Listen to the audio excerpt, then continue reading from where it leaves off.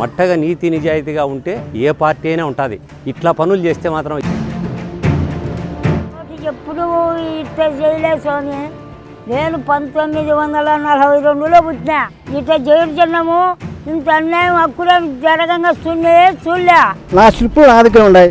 గెలుపు అన్నారు, ఎవరు ఓటు వేసినారు గెలిచినారు. నా ఓటు నేను వేయలే. నా ఓటు ఎవరు వేసినట్లు? అట్లా వచ్చి అంతా దోచుకొని పోయినట్టు ఈ ప్రజాస్వామ్యం.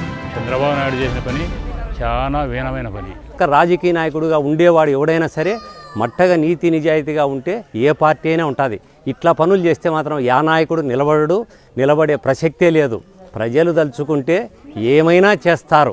ప్రజలు అనుకోని పరిస్థితుల్లో కొంతమందికి ఓటు వేసినారు, కొంతమందికి ఓటు వేయలేదని బాధపడతాను. కానీ ఎవ్వరికీ వేయలేము మేము ఓటు. ఇంత దరిద్రపు పనులు చేసుకుంటే కన్నా ఈ రాజకీయం వదులుకుంటేది మేలు. నిన్నే మళ్ళీ ఎలక్షన్ అయిపోతేనే అందరూ కలుసుకొని మాట్లాడుకుంటాం.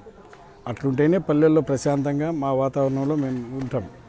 అట్లా లేకుండా బయట నుంచి జనాన్ని తీసుకొచ్చి వాళ్ళు ఎవరో మాకు తెలియదు పోయి వాటికి ఓటు హక్కు పోవాలంటే ఆడవాళ్ళకి కానీ మగవాళ్ళకి కానీ అసలు కనీసం బూత్ దగ్గర కూడా పోయలేదు. ఏజెంట్ని లేకుండా చేసినారు.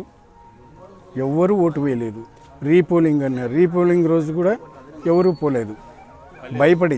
మేము వైఎస్ఆర్ తరపున ఒక ఓటు కూడా వేయలే. వాళ్ళే మనకు చెడ్డ పేరు వచ్చాదని వాళ్ళే ఓటు వాళ్ళే గుద్దుకున్నారు. వైసీపీకి 50 ఓటు వచ్చింది అనుకుంటారు. 50 వచ్చిందో 100 వచ్చిందో మనకు తెలియదు. ఒక్క ఓటు కూడా కన్నపల్లిలో మేము వేయలేదు. ఊరంతా ఏకంగా ఉన్నాము. వాళ్ళు గుద్దుకున్నారు. చెడ్డ పేరు వచ్చాదని వాళ్ళు గుద్దుకున్నారు. ఇది సార్ మాది కన్నపల్లిలో ఉన్నామంటే ఓటు వేయాలంటే మేము చచ్చినట్టే లెక్క. ఒక్క ఓటు వేయలే. వాళ్ళే గుద్దుకొని వాళ్ళే చెప్తున్నారు మేసినామని. ఒక్కరు పోలే.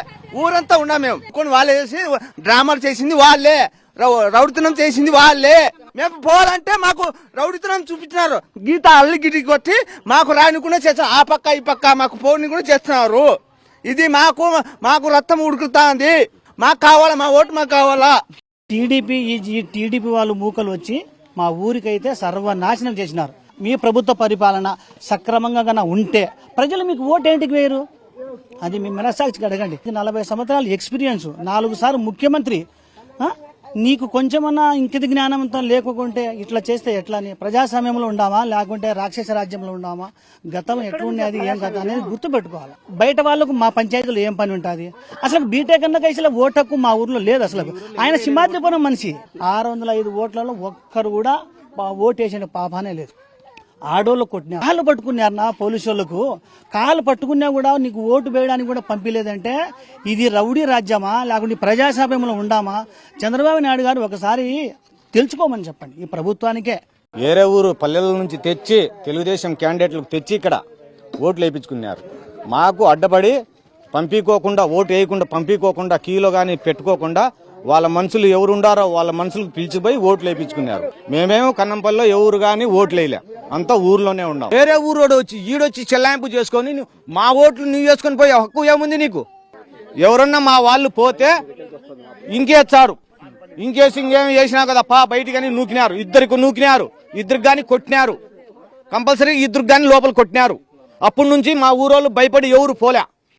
పోతే ఆడ రౌడీలా కాసుకున్నారు. పక్క మొబ్బజింతల పల్లెళ్ళు, తుమ్మల పల్లెళ్ళు, యాలపల్లోళ్ళు, తర్వాత కొటాలోళ్ళు, జమ్మల మడగోళ్ళు వాళ్ళు వచ్చినారు. 6 మంది పోతా అంటే వాళ్ళు అడ్డబడిరి.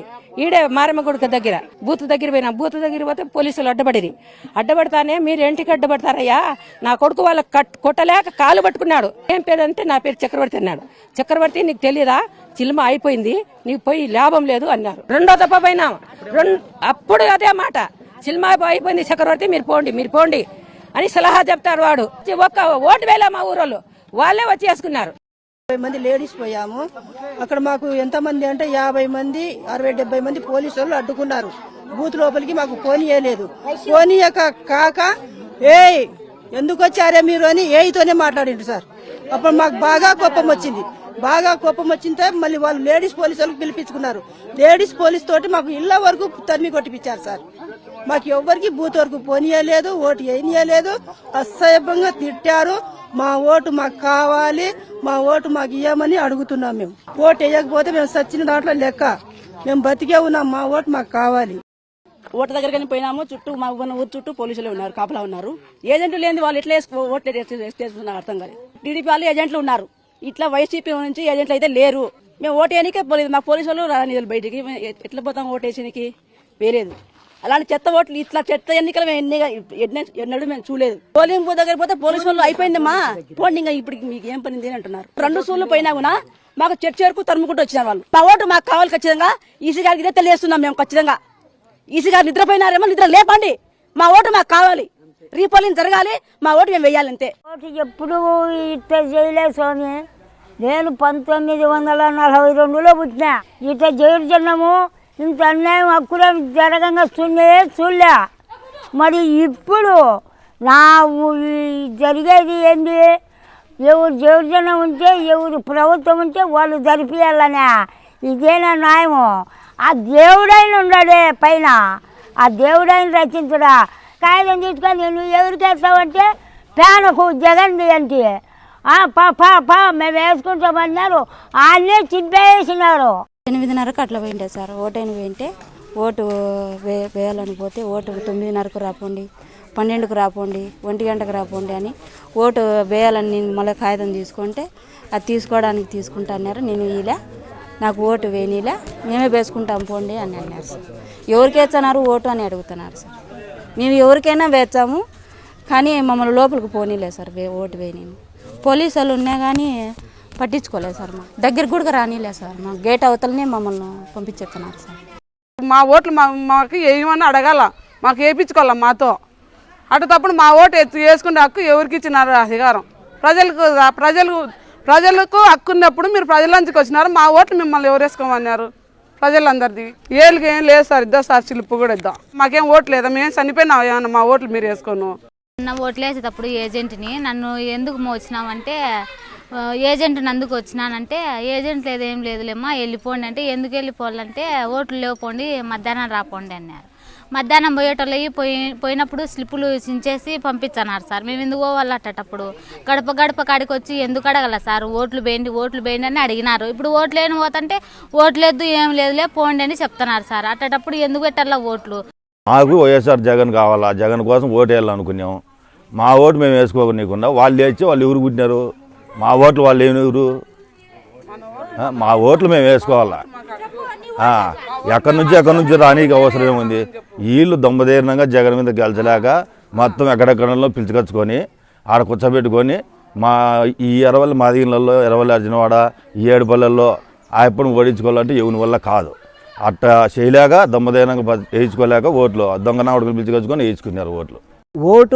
ఓటు అన్నారు. ఇళ్ళకాడికి వచ్చి అడిగినారు. గెలుపు అన్నారు. బూత్ ఎక్కడుంది? ఎవరు బూత్ చూసినారు? మమ్మల్ని బూత్ కాడికి అనుకుని రానిచ్చినారా? మేము బూత్ మొక్కను చూసినామా? వాళ్ళు లాటరీ తీసుకొడతాడు 10 దాకా 75 ఏళ్ళు వయసు నాకు. మాకన్నా ఇప్పుడు నడచలేకుండా నా స్లిప్పులు నా దగ్గర ఉన్నాయి. గెలుపు అన్నారు. ఎవరు ఓటు వేసినారు? గెలిచినారు. చూసుకోండి. ధర్మం 4 పాదాలు నడచాలన్నారు, 1 పాదం మీద నడచలే. పోలీసు అధికారి దగ్గరికి పోతే వాళ్ళు మమ్మల్ని అంటున్నారు, మమ్మల్ని తన్ని నవ్వుతున్నారు పక్కపక్క. మొత్తం 7 బలాలు ఎవరే కానీ ఓటు వేయలేదు. అది సత్యం. చంద్రగిరి గ్రామంలో ఏజెంట్లుగా నిలబడిన వ్యక్తిని నేను. ఏజెంట్గా నిలబడిన వ్యక్తిని పారాలు తీసుకొని పోతే కూడా బయట చించి ఏజెంట్ అవసరం లేదు మేమే వేసుకుంటాం ఓట్లు అని దొబ్బేసినారు మమ్మల్ని. ఇదే ప్రజాస్వామ్యం అంటే ఇదే ఇట్లా ఉంటుందే? ఎవరో ఓటు వాళ్ళు వేసుకునే హక్కు కల్పించాలి. కానీ మా ఓటు మాకు వేసుకునే దానికి లేకోకుండా బయట నుంచి వ్యక్తులను పిలుచుకొచ్చి వేలకు బూతుల దగ్గర పెట్టి దౌర్జన్యంగా అందరినీ బెదిరించి మహిళలు అనేవాళ్ళే భయపడిపోయి ఎవరు బూత్ దగ్గర పోయే ప్రసక్తే లేదు అసలుకి. వాళ్ళంతకు వాళ్ళు వేసుకొని మాకు ఇన్ని ఓట్లు వచ్చినాయంటే ఎట్లా వచ్చినట్లు? నా ఓటు నేను వేయలే, నా ఓటు ఎవరు వేసినట్లు? మా కొడుకులను కానీ మా భర్తను కానీ ఎవరిని లేకుండా మొబైల్ పంపించేసినారు. పోయిన వాళ్ళు పోయినంటే ఏజెంట్ పరాలు తీసుకొని అటు పోతుంటే మగ పిల్లోళ్ళు వాళ్ళని చించి ఒకరిని సొక్కా చించి ఒకరిని కొట్టి బయటకు తోసినారు. కనీసం అంటే 300 మంది వచ్చినారు. ఎవరు? అల్లగడ్డ వాళ్ళు వచ్చినారు, జమ్మలమడుగు వాళ్ళు వచ్చినారు, అలకడ వాళ్ళు వచ్చినారు, కమలాపురం వాళ్ళు వచ్చినారు, అనంతపురం వాళ్ళు వచ్చినారు.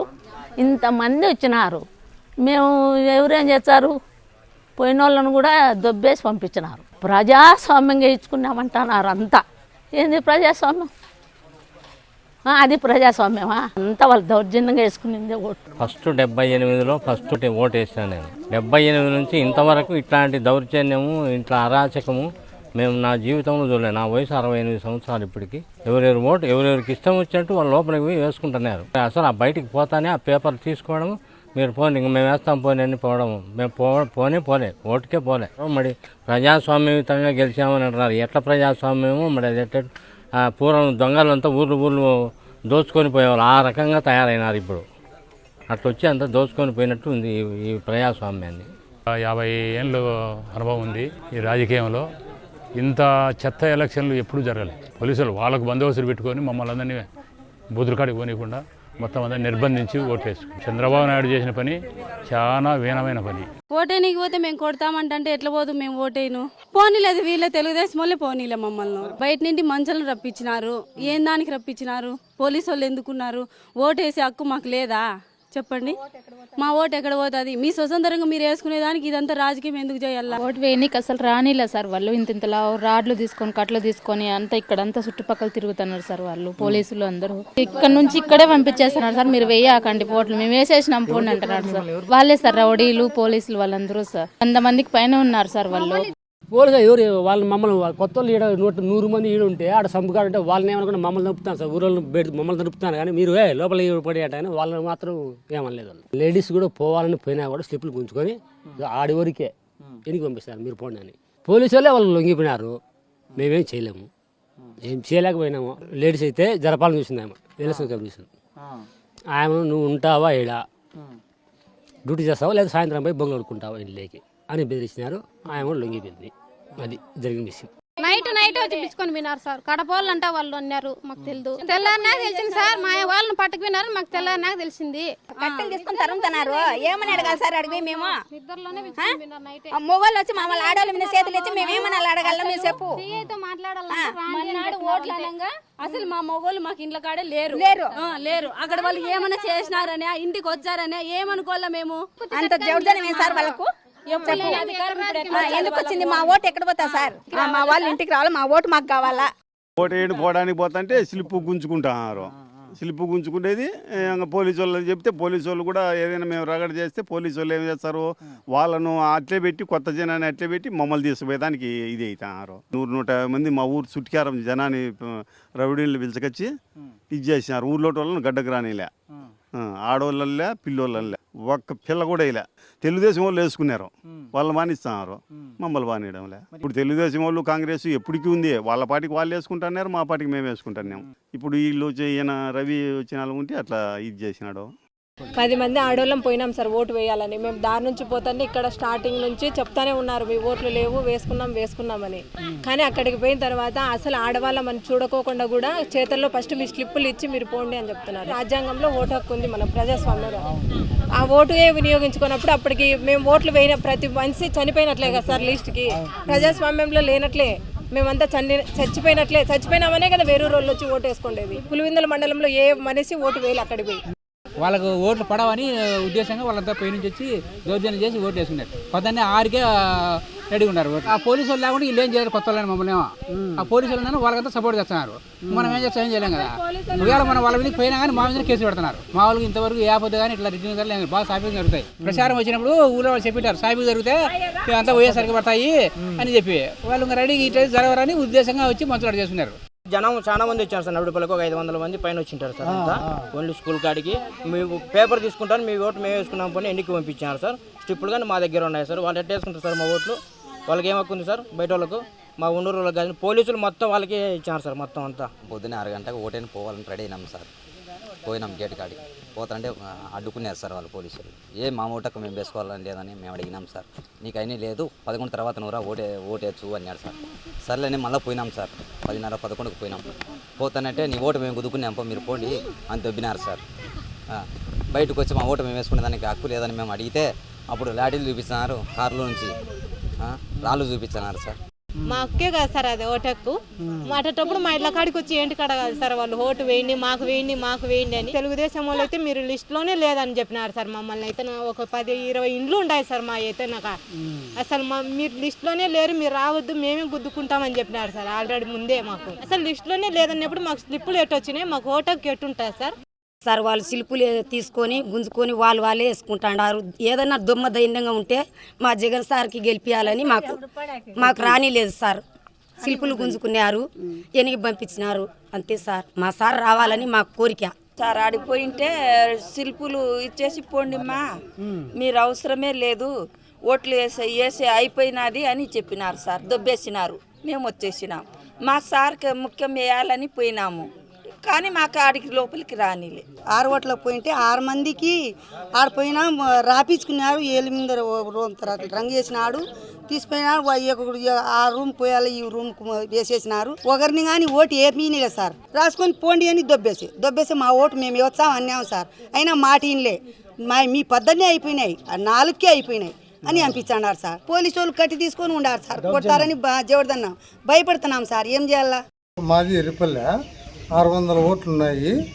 ఓట్లు మాత్రం ఎవరిని బెయ్యలేదు, ఒక్క ఓటు కూడా పోల్ చేయలేదు. మా ఓటుకు మమ్మల్ని నిర్వహించుకోకుండా, మమ్మల్ని ఓటు వేయనీయకుండా, ఇళ్లలోంటి గడ్డకు రాకుండా పోలీసు వాళ్ళు వాళ్ళకే సహకరించారు. బయట ఊరు నుండి నాకు 400-500 మంది జనాలు వచ్చి మమ్మల్ని కొట్టి ఈడ్చి పంపించినారు సార్.